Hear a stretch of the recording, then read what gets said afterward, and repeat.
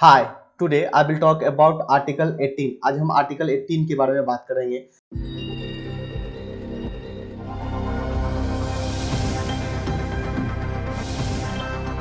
जो कि बात करता है एबोलिशन ऑफ टाइटल्स। ठीक है, तो आपको सिर्फ इतना समझना है कि आर्टिकल 18 जो है वो किसी भी प्रकार का टाइटल लेने से मना करती है। ठीक है, पहला। दूसरा, exceptions are also there in the case of the military and academic distinction and the national awards. याद रखिएगा, आर्टिकल 18 का एक्सेप्शन भी है।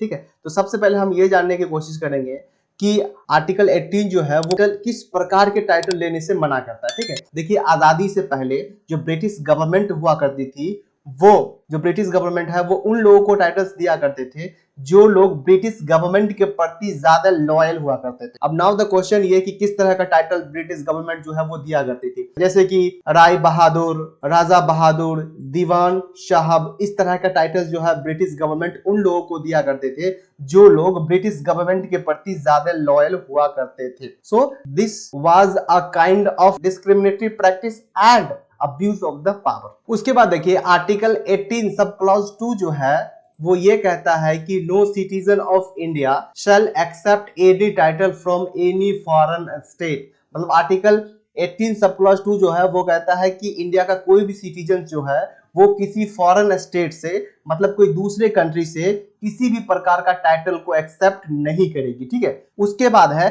Article 18 sub clause 3।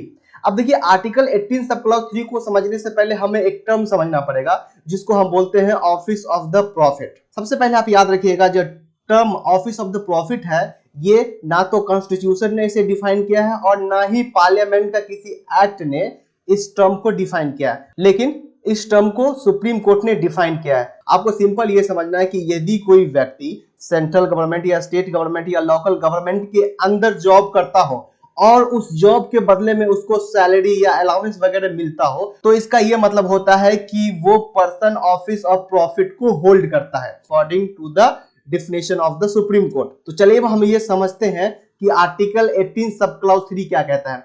देखिए, आर्टिकल 18 सब क्लॉज 3 कहता है कि no citizen which is not a citizen of India who are holding any office of the profit or trust under the state, they can't accept any title from foreign state without consent of president। अब देखिए, article 18 sub clause 2 जो है वो बात करता था कि कोई भी इंडियन सिटीजन जो है वो किसी दूसरे देश से किसी भी प्रकार का टाइटल को एक्सेप्ट नहीं करेगा।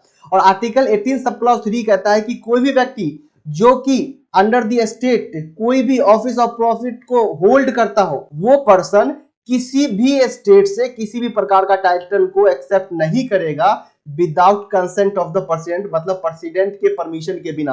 अब देखिए, आर्टिकल 18 सब क्लॉज 2 जो है वो इंडियन सिटीजन के बारे में बात करता है और आर्टिकल 18 सब क्लॉज 3 जो है ये फॉरेनर के बारे में बात करता है। हम इसको एग्जांपल के थ्रू समझते हैं। जैसे मान लीजिए कि कोई नेपाली है और इंडिया में ऑफिस ऑफ प्रॉफिट को होल्ड करता है, या कोई नेपाली पर्सन जो है वो इंडिया में जॉब करता है, तो वो नेपाली पर्सन जो है वो किसी भी दूसरे देश से, इवन इफ नेपाल से भी, वो किसी प्रकार का टाइटल को एक्सेप्ट नहीं करेगा without permission of the president. ठीक है, प्रेसिडेंट के परमिशन के बिना किसी भी प्रकार का किसी भी देश से, इवन इफ की नेपाल से भी, वो पर्सन जो है किसी भी प्रकार का टाइटल को एक्सेप्ट नहीं करेगा। ठीक है, अब बात करते हैं आर्टिकल 18 सब क्लॉज 4 के बारे में। देखिए, आर्टिकल 18 सब क्लॉज 4 कहता है कि no person holding any office of profit और trust except any present emoluments or office of any kind from the foreign state without consent of the president।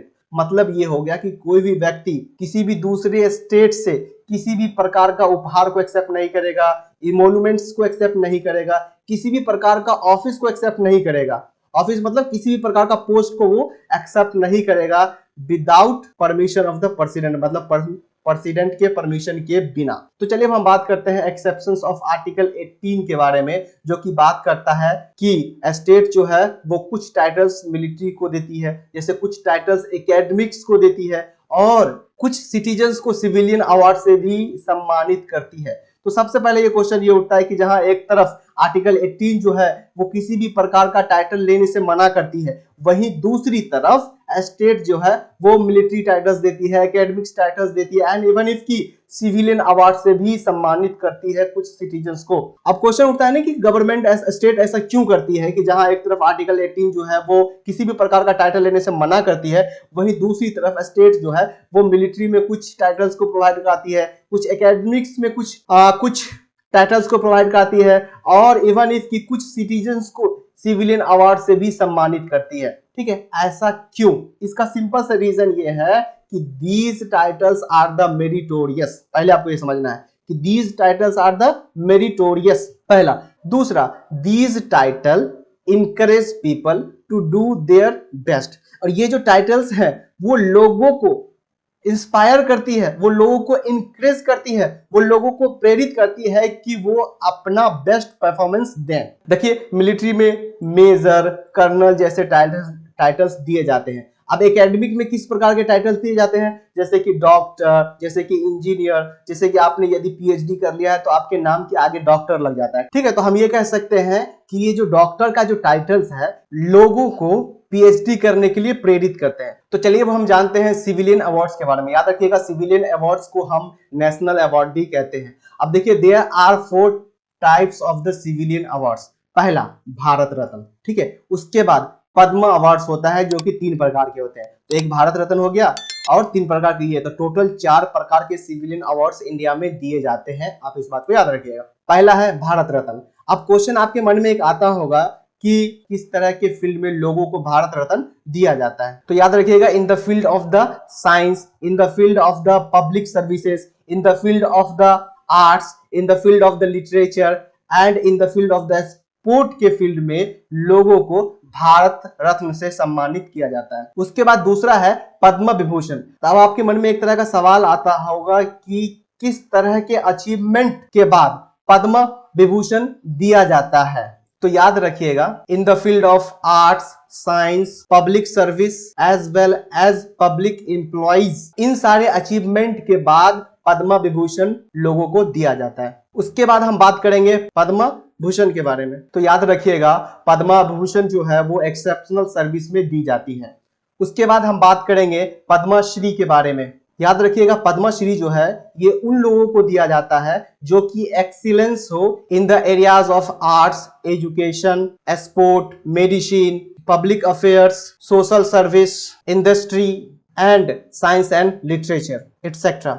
याद रखिएगा, इन 4 सिविलियंस अवार्ड्स की validity को challenge किया गया था Balaji Raghavan versus union of India के case में। ये जो 4 सिविलियंस अवार्ड्स हैं इनकी वैलिडिटी को चैलेंज किया गया था, ये कहते हुए क्या इन सिविलियन अवार्ड्स को टाइटल नहीं माना जाएगा अंडर आर्टिकल 18। तो सुप्रीम कोर्ट ने ये कहा कि these civilian awards are not title under article 18।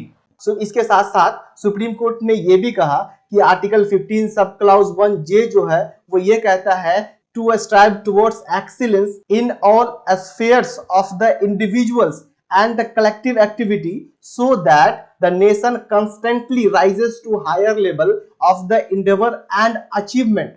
जहां एक तरफ आर्टिकल 51 सब क्लाउज AJ ये कहता है कि हर इंडिविजुअल या हर व्यक्ति अपने हुनर को पहचाने एज ए इंडिविजुअल और उसमें एक्सीलेंस पाने की कोशिश करे, या हम इसे ये भी कह सकते हैं कि हर सिटीजन जो है वो अपने स्किल, अपने स्केल और अपने स्पीड को डेवलप करे, चाहे वो जिस फील्ड में हो, ताकि एज ए कलेक्टिव एक्टिविटी, ताकि हम अपने राष्ट्र को लगातार एक नई बुलंदियों पे ले जाए। तो सुप्रीम कोर्ट ने ये कहा, जहां आर्टिकल 51 सब क्लाउज AJ ये कहता है कि हर व्यक्ति को अपने काम में एक्सीलेंट पाने की कोशिश करना चाहिए ताकि जो हमारा राष्ट्र है वो नई बुलंदियों को छुए, तो क्या उन लोगों को अप्रिशिएट नहीं किया जाना चाहिए? तो सुप्रीम कोर्ट ने ये कहा, ये जो सिविलियंस अवार्ड्स हैं ये उन लोगों के लिए एक तरह से रिवार्ड्स के रूप में दिया जाता है